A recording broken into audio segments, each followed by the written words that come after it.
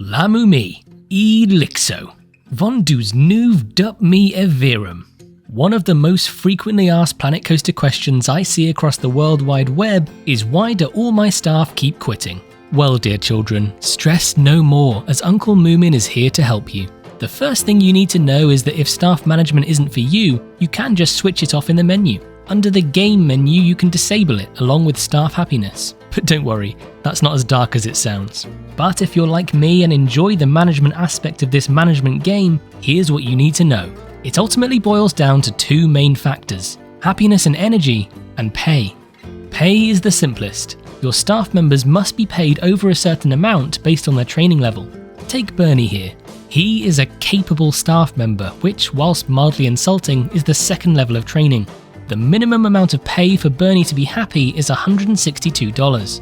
But Moomin, how on earth do you know that?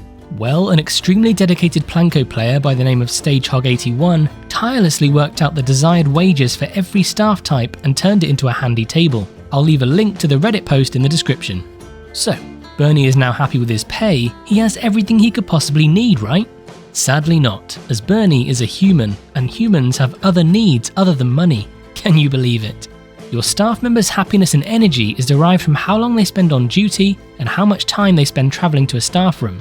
I generally allow for 2 staff members per one shop, and you always want to make sure their nearest staff room is only a short walk away. The easiest way to do this is using work rosters.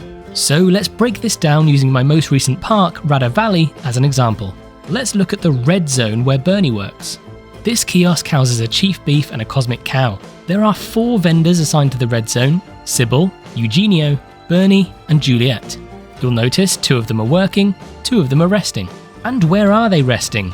I'm so glad you asked. Just across the way. 67 meters away to be exact, not that Bernie's counting. Hidden in this dilapidated building is a staff building assigned to the red zone. The less time your staff spend travelling, the more time they can spend resting or working. Of course, I could have just crammed a staff building into the same kiosk they work in, but here on the Moomin Little Socks channel, we're always going for realism. There's not a golden number when it comes to distance. I would just try to keep it under 100 meters wherever possible. Never created a roster before? Don't worry, it's super simple. In the Park Management tab, you want to go to the Staff tab, then Work Rosters. From there, you can create a new roster. For this, let's select our food kiosk and the designated staff room by holding down Shift and clicking.